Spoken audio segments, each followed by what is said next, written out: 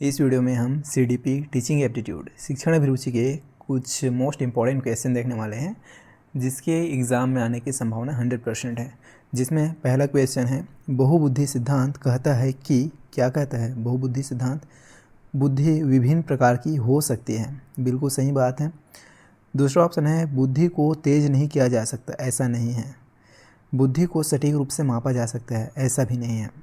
सभी व्यक्तियों में बुद्धि का स्तर एक समान है। बिल्कुल नहीं, सबका अलग अलग होता है। तो राइट आंसर क्या हो जाएगा? ऑप्शन नंबर 1 इसका सही उत्तर हो जाएगा। उसके बाद दूसरा क्वेश्चन देखते हैं, लेव वाइगोस्की भाषा को किस प्रकार देखते हैं? पूछा गया है लेव वाइगोस्की के अनुसार भाषा अधिगम प्रक्रिया में बाधक है। बिल्कुल नहीं, भाषा एक सांस्कृतिक उपकरण है जो अधिगम को सुसाधित करती है। बिल्कुल यही कहना है किसका? लेव वाइगोस्की का। तो यही इसका राइट आंसर हो जाएगा, ऑप्शन नंबर 2। उसके बाद नेक्स्ट क्वेश्चन देखते हैं, लड़कों के लिए नीले रंग के कपड़े और लड़कियों के लिए गुलाबी रंग के कपड़े खरीदना किसे बढ़ावा देते हैं? मतलब सीधा सीधा बात है, हम भेदभाव कर रहे हैं। तो ये क्या है? लिंग रूढ़िवादिता, जेंडर स्टीरियोटाइप। मतलब जो रूढ़िवादी थिंकिंग चला आ रहा है उसी को हम मान रहे हैं, ये दिखाता है। तो ये सिंपली हो जाएगा ऑप्शन नंबर 1, लिंग रूढ़िवादिता। उसके बाद नेक्स्ट क्वेश्चन है, अंग्रेजी विषय की एक शिक्षिका सरिता ने यह देखा कि कक्षा में जो वो पढ़ाती है उसे सीखने के स्तर पर विद्यार्थी विभिन्नताएं दिखाते हैं। इसीलिए सरिता को चाहिए कि वह शिक्षण के एक समान तरीके का पालन करे ताकि सीखने में व्यक्तिगत अंतर कम हो। ऐसा नहीं करना है। छात्रों के पालन के लिए बहुत सख्त नियम बनाएं। बिल्कुल नहीं, सख्त नियम, कड़े नियम, ऐसा कुछ नहीं करना है। सीखने में सुधार के लिए अपने शिक्षण में विभिन्न प्रकार के अनुभवों को शामिल करें। हाँ, ऐसा कर सकते हैं। अगला ऑप्शन है, इन मतभेदों के बारे में ध्यान ना देना। ऐसा नहीं है। तीसरा राइट आंसर हो जाएगा इसका, सीखने में सुधार के लिए अपने शिक्षण में विभिन्न प्रकार के अनुभवों को शामिल करें, एक्सपीरियंस को शामिल करें, तो सिखाना आसान हो जाएगा। उसके बाद नेक्स्ट क्वेश्चन है, मूल्यांकन का मुख्य उद्देश्य क्या होना चाहिए? विद्यार्थियों का नामीकरण? बिल्कुल नहीं। समान योग्यता आधारित विद्यार्थियों का समूहीकरण? बिल्कुल नहीं। ऐसे नामीकरण और समूहीकरण ऐसा नहीं करना है। विद्यार्थियों की अधिगम प्रगति को समझना, हाँ ये हो सकता है। लेकिन अगला ऑप्शन भी देख लेते हैं, कम अंक पाने वाले विद्यार्थियों का अवरोधन? ऐसा भी नहीं। राइट आंसर क्या हो जाएगा? ऑप्शन नंबर 3 इसका सही उत्तर हो जाएगा। उसके बाद अगला क्वेश्चन है, मूल्यांकन की प्रक्रिया में विद्यार्थियों को शामिल करके मूल्यांकन की प्रकृति में किस प्रकार का बदलाव आता है? अधिगम का मूल्यांकन अधिगम के लिए मूल्यांकन का हो जाता है। हाँ, अधिगम का जो मूल्यांकन है, जो लास्ट टाइम हमने जो सीखा, उसका मूल्यांकन क्या हो जाता है? अधिगम के लिए, सीखने के लिए मूल्यांकन में परिवर्तित हो जाता है। तो यही इसका राइट आंसर हो जाएगा, ऑप्शन नंबर 1। उसके बाद अगला क्वेश्चन देखते हैं, हाशिए पर स्थित वंचित वर्गों से आने वाले विद्यार्थियों के समावेशन में मदद करने के लिए एक अध्यापिका को क्या करना चाहिए? जो हाशिए पर स्थित है, वंचित वर्ग से जो विद्यार्थी आ रहे हैं, उनके लिए एक अध्यापिका को, एक टीचर को क्या करना चाहिए? सभी छात्रों के बीच अपनेपन की भावना को बढ़ावा देना चाहिए। बिल्कुल सही बात है। बाकी अगला ऑप्शन भी देखते हैं, कक्षा के सामने उनकी कमजोरी को उजागर करना चाहिए? नहीं, ऐसा नहीं करना है। उन्हें एक अलग सेक्शन में पढ़ाना चाहिए? बिल्कुल नहीं, अलग थलग करना ही नहीं है, सेग्रीगेशन करना ही नहीं है। सभी छात्रों के लिए मानकीकृत पाठ्यक्रम का प्रयोग करना चाहिए, स्टैंडर्डाइज्ड करिकुलम, ये नहीं करना है। तो इसका राइट आंसर क्या हो जाएगा? ऑप्शन नंबर 1 इसका सही उत्तर हो जाएगा। उसके बाद नेक्स्ट क्वेश्चन है, कक्षा में एक दृष्टिबाधिता से जूझते विद्यार्थी के समावेशन को बढ़ावा देने के लिए एक अध्यापिका को क्या करना चाहिए? दृष्टिबाधिता, जिसको देखने में समस्या है, तो क्या कर सकते हैं? जानकारी का मौखिक विवरण देना चाहिए। हाँ, जब वो देख नहीं सकते तो हम ब्लैक बोर्ड पे जो पढ़ाएंगे वो तो समझ में आएगा ही नहीं उसको, क्योंकि वो देख नहीं पा रहे हैं, है ना। तो क्या कर सकते हैं? हम मौखिक विवरण दे सकते हैं, मुंह से बता सकते हैं, क्योंकि वो सुन तो सकता है ना, या सुन तो सकती है, आइदर बॉयज़ या गर्ल्स जो भी हैं, तो वो सुन सकता है। तो उसके अकॉर्डिंग हम उसको बोल कर समझाना ज़्यादा मतलब सही रहेगा। तो राइट आंसर क्या हो जाएगा? Option number 1। उसके बाद नेक्स्ट क्वेश्चन है, एक विशिष्ट अधिगम असमर्थता पठन वैकल्य की क्या विशेषता है? पठन वैफल्य, इसके बारे में पूछा गया है, जिसे क्या बोलते हैं? डिसलेक्सिया भी बोलते हैं, डिसलेक्सिया। इसको याद रखेंगे, इससे बहुत सवाल आते हैं। ये क्या है? लेख के बोध में कठिनाई, हाँ जो लिखा है उसको पढ़ने में दिक्कत होता है। ठीक है, right answer will be option number 1। उसके बाद नेक्स्ट क्वेश्चन देखते हैं। वंचित समूहों से आने वाले बच्चों की सहायता के लिए स्कूल में निम्नलिखित में से कौन सी सुविधा प्रदान करने की आवश्यकता है? ऑप्शन है विषयों के चयन में लचीलापन प्रदान करना, हाँ हो सकता है, हम सब्जेक्ट का सिलेक्शन करने में लचीलापन प्रदान कर सकते हैं। उसके बाद अगला ऑप्शन है कक्षा के सभी बच्चों के लिए एक समान शैक्षिक कार्यक्रम लागू करना, नहीं। उन्हें किसी विशेष स्कूल में प्रवेश लेने के लिए बाध्य करना, नहीं, बाध्य तो करना ही नहीं किसी भी चीज़ के लिए बच्चे को। उन्हें उसी स्कूल के एक अलग सेक्शन में पढ़ाना, अलग थलग भी नहीं करना है, सेग्रीगेट नहीं करना है बच्चे को। तो राइट आंसर क्या हो जाएगा? ऑप्शन नंबर 1, विषयों के चयन में लचीलापन प्रदान करना। उसके बाद नेक्स्ट क्वेश्चन है, यदि ट्विंकल अपने बाएं हाथ से लिखती है तो उसकी शिक्षिका को क्या करना चाहिए? अरे भाई, एक बच्ची है वो अपने बाएं हाथ से लिखे या दाएं हाथ से लिखे, है ना, सब सही है। तो ऑप्शन पढ़ते हैं, उसे बायां हाथ का उपयोग करने के लिए हतोत्साहित करना चाहिए, बिल्कुल नहीं। उसके बाद उसे अपनी पसंद का प्रयोग करने दें, हाँ उसे अपने हिसाब से लिखने दो भाई, वो जैसे लिख रहा है बाएं हाथ से लिखे दाएं हाथ से लिखे, उसकी मर्जी। उसके बाद तीसरा ऑप्शन है इसकी रिपोर्ट स्कूल काउंसलर को दे, क्यों भाई, क्या ज़रूरत है? उसे दाहिने हाथ का उपयोग करने के लिए मजबूर करें, मजबूर किसी भी काम के लिए बच्चे को नहीं करना है। तो इसका राइट आंसर क्या हो जाएगा? ऑप्शन नंबर 2, उसे अपनी पसंद का प्रयोग करने दे। उसके बाद नेक्स्ट क्वेश्चन देखते हैं। ये कथन तर्क वाला सवाल है, जिसमें कथन है एक अध्यापिका द्वारा विद्यार्थियों को समूह में काम करने और सहपाठियों संग चर्चा द्वारा सीखने के लिए प्रेरित करना चाहिए। देखिए, बिल्कुल सही बात है, अगर विद्यार्थी समूह में काम करेंगे तो काम आसानी से होगा और एक दूसरे से सीखने को भी मिलेगा। और सहपाठियों संग चर्चा द्वारा सीखने को मतलब साथ में जो और पढ़ने वाले हैं, पीयर लर्निंग को बढ़ावा देना चाहिए। आपस में जब डिस्कस करेंगे, चर्चा करेंगे तो और अच्छे से सीखेंगे। ये बात तो बिल्कुल सही है। तर्क देता है अधिगम एक सामाजिक प्रक्रिया है, ये भी एकदम राइट है। तो क्या हो जाएगा? ऑप्शन नंबर 1, ए और आर दोनों सही हैं, आर ए की सही व्याख्या करता है, option A will be right answer. उसके बाद नेक्स्ट क्वेश्चन है, प्रभावशाली और अर्थपूर्ण अधिगम को बढ़ावा देने के लिए निम्न में से किनका प्रयोग करना चाहिए?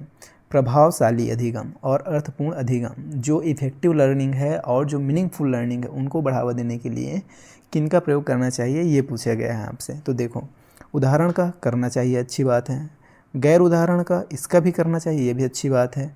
अनुरूपक का, इसका भी करना चाहिए, लेकिन नकारात्मक पुनर्बलन ये नहीं करना है। नकारात्मक पुनर्बलन क्यों देंगे भी बच्चे को, ये इसका कट जाएगा। तो राइट आंसर क्या हो जाएगा? 1, 2, 3, किस में देख रहा है? ऑप्शन नंबर 3, केवल 1, 2 और 3। Right answer will be option number 3। उसके बाद नेक्स्ट क्वेश्चन है, एक संरचनावादी कक्षा में अधिगम को किस प्रकार देखा जाना चाहिए?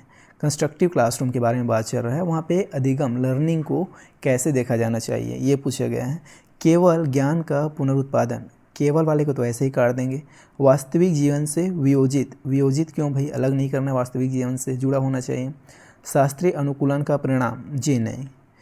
अगला ऑप्शन है वातावरण से सक्रिय पारस्परिकता संपर्क का परिणाम, हाँ ये इसका राइट आंसर हो सकता है। वातावरण में या वातावरण से सक्रिय पारस्परिकता संपर्क का परिणाम, ये क्या है? संरचनावादी कक्षा में अधिगम को इस प्रकार से हम देख सकते हैं। तो right answer will be option number 4। उसके बाद नेक्स्ट क्वेश्चन है, निम्न में से कौन सी युक्ति विद्यार्थियों को जानकारी को लंबे समय तक याद रखने में मदद करेगी? ऐसा कौन सा तरीका है जो विद्यार्थियों को जानकारी में को लंबे समय तक याद रखने में हेल्प करेगा? जानकारी से संबंधित बेमतलब शब्दों का समूह बनाना, नहीं। जब बेमतलब है तो कहाँ याद रख पाएंगे बच्चे? जानकारी को अव्यवस्थित रूप से प्रस्तुत करना, अव्यवस्थित रूप से भी प्रस्तुत करेंगे तो कहाँ जानकारी लंबे टाइम तक बच्चे याद रख पाएंगे? जानकारी से संबंधित दृश्य रूपक और श्रम रूपक बनाना, हाँ ये हो सकता है। जानकारी को बिना किसी संदर्भ के प्रस्तुत करना है, बिना किसी कॉन्टेक्स्ट के अगर हम प्रस्तुत करेंगे तो बच्चे कहाँ उस चीज़ को समझ पाएंगे और कहाँ लंबे टाइम तक उसे याद रख पाएंगे। इसलिए ये ज़रूरी हो जाता है कि बच्चे किसी भी जानकारी को लंबे समय तक याद रखें। उसके लिए क्या है कि जानकारी से संबंधित दृश्य और रूपक और श्रम रूपक बनाना चाहिए, जिससे कि वो लंबे टाइम तक उसको याद रख सके। तो राइट आंसर क्या हो जाएगा? ऑप्शन नंबर 3 इसका सही उत्तर हो जाएगा। उसके बाद अगला क्वेश्चन है, यदि एक शिक्षक विद्यार्थियों में समस्या समाधान क्षमताएं विकसित करना चाहता है तो उसे निम्न में से किससे बचना चाहिए? मतलब 3 चीज़ तो है जो करना चाहिए टीचर को, एक चीज़ है जो नहीं करना चाहिए, उसको हमें बताना है। यहाँ पे बचना, नहीं, छोड़कर ऐसा लिखा रहता है, उस चीज़ को आपको ध्यान से देखना है, उसके अकॉर्डिंग पूरा आंसर चेंज हो जाता है। तो यहाँ पे देखो किस चीज़ से बचना चाहिए, चलो देखते हैं। समस्या को ठीक से समझने के लिए विद्यार्थी को प्रेरित करना, हाँ ये अच्छी बात है, इससे बचना थोड़ी चाहिए, ये तो करना चाहिए, तो ये इसका आंसर नहीं होगा। दूसरा है विद्यार्थियों को समस्या के विभिन्न पहलू देखने के लिए प्रोत्साहित करना। देखो ये भी अच्छी बात है, इससे भी हमें बचना नहीं चाहिए, ये तो उपयोग में लाना चाहिए। विद्यार्थियों में व्यवस्थित कार्य करने की आदत विकसित करना, ये भी एकदम सही बात है। अगला ऑप्शन है विद्यार्थियों को प्रेरित करना कि वे कार्य को जैसे भी हो जल्दी करें, जैसे भी हो जल्दी करें, इस तरह से हमें बाध्य नहीं करना है, इस चीज़ से हमें बचना चाहिए। और पूछा भी सवाल में यही है, तो राइट आंसर क्या हो जाएगा, ऑप्शन नंबर 4 इसका सही उत्तर हो जाएगा। उसके बाद नेक्स्ट क्वेश्चन देखते हैं। विद्यार्थियों की त्रुटियों के संबंध में अध्यापिका को क्या करना चाहिए? नकारात्मक पुनर्बलन द्वारा त्रुटियों को कम करना चाहिए? बिल्कुल नहीं। दंड द्वारा त्रुटियों को कम करना चाहिए? बिल्कुल नहीं। उन अधिगम कमियों को खोजना चाहिए जिनकी वजह से त्रुटियां हुई हैं, हाँ ऐसा हम कर सकते हैं। अगला ऑप्शन है त्रुटियों की उपेक्षा करनी चाहिए? नहीं, उपेक्षा तो कभी करना ही नहीं किसी बात का बच्चे के लिए। तो राइट आंसर क्या हो जाएगा, ऑप्शन नंबर 3 इसका सही उत्तर हो जाएगा। उन अधिगम कमियों को खोजना चाहिए जिनकी वजह से त्रुटियां हुई है और फिर उसमें सुधार करना चाहिए। उसके बाद अगला क्वेश्चन देखते हैं। सवाल है संज्ञान और भावनाएं खालिस्तान हैं, कॉग्निशन एंड इमोशन के बारे में पूछा गया है। तो ये क्या है, संज्ञान और भावनाएं एक दूसरे से स्वतंत्र हैं? बिल्कुल नहीं। एक दूसरे से कभी कभार ही संबंधित है? कभी कभार नहीं, ये हमेशा एक दूसरे से संबंधित होते हैं। अगला ऑप्शन है एक दूसरे से परस्पर संबंधित है, राइट आंसर इसका यही हो जाएगा, परस्पर ये एक दूसरे से संबंधित है, ऑप्शन 3 इसका सही उत्तर हो जाएगा। और चौथा ऑप्शन दिया है वातावरणीय कारकों द्वारा प्रभावित नहीं होते, ऐसा नहीं है। तो राइट आंसर क्या हो जाएगा, ऑप्शन नंबर 3 संज्ञान और भावनाएं एक दूसरे से परस्पर संबंधित हैं। Cognition and emotion are interrelated, ठीक है, ये बात आप याद रखेंगे, इससे कई बार सवाल आता है। उसके बाद नेक्स्ट क्वेश्चन देखते हैं। एक विद्यार्थी जो बार बार मिलने वाली असफलताओं का कारण उनकी योग्यता की कमी को मानता है, उसमें कौन सा भाव पैदा हो सकता है? उच्च आत्मसम्मान का भाव? नहीं। अधिगम निस्सहायता, हाँ ये हो आ सकता है उसमें। सकारात्मक आत्म अवधारणा, सकारात्मक कहाँ से आएगा जब बच्चे खुद अपनी असफलताओं को देख रहा है, अपनी कमी को जान रहा है ना। तो उसके बाद अगला ऑप्शन है आत्म प्रभावकारिता में वृद्धि, नहीं, राइट आंसर क्या हो जाएगा, अधिगम निस्सहायता, ऑप्शन नंबर 2 इसका सही उत्तर हो जाएगा। उसके बाद नेक्स्ट क्वेश्चन है राष्ट्रीय शिक्षा नीति 2020 ने किस पर जोर दिया है? बहुविषयकता शिक्षा, कठोर पाठ्यक्रम? बिल्कुल नहीं। योगात्मक आकलन? बिल्कुल नहीं। परीक्षा केंद्रित शिक्षण शास्त्र? बिल्कुल नहीं। राइट आंसर क्या हो जाएगा, बहुभाषिकता, मल्टीलिंग्वलिज्म। हमें बहुभाषिकता पर जोर देना है, बहुभाषिकता को बढ़ावा देना है और बच्चे को बहुभाषिकता के आधार पर ही पढ़ाना लिखाना है, कुछ भी सिखाना है, ताकि वो इजीली चीज़ों को ग्रहण कर पाए, सीख पाए, आत्मसात कर पाए। उसके बाद नेक्स्ट क्वेश्चन देखते हैं जो इस वीडियो का लास्ट क्वेश्चन होने वाला है। खालिस्तान अधिगम को नकारात्मक रूप से प्रभावित करता है? कुपोषण, हाँ हो सकता है। उत्सुकता? नहीं, ये तो सकारात्मक रूप से प्रभावित करेगा ना। अभिसंज्ञान? ये भी नहीं होगा। महारत उन्मुखी लक्ष्य? ये भी नहीं होगा। क्या होगा, कुपोषण। कुपोषण अधिगम को नकारात्मक रूप से प्रभावित करेगा, क्योंकि बच्चे अगर कुपोषण के शिकार हैं तो कहाँ से अच्छे से सीख पाएंगे किसी भी चीज़ को, है ना। तो इस तरह से हमने इस वीडियो में CDP के कुछ अति महत्वपूर्ण सवाल देखे। आई होप वीडियो आपको पसंद आया होगा। वीडियो पसंद आया तो वीडियो को लाइक कीजिए, और अगर आप टीचिंग एग्जाम्स की तैयारी कर रहे हैं तो चैनल को सब्सक्राइब करके जुड़ सकते हैं। और साथ ही साथ इस क्लास का नोट्स PDF आपको टेलीग्राम में मिल जाएगा, तो आप डिस्क्रिप्शन में दिए गए लिंक से टेलीग्राम को ज्वाइन करके वहाँ से PDF को डाउनलोड करके अपने रिवीजन में यूज़ में ला सकते हैं। मैं आपसे मिलता हूँ नेक्स्ट वीडियो में। Till then bye.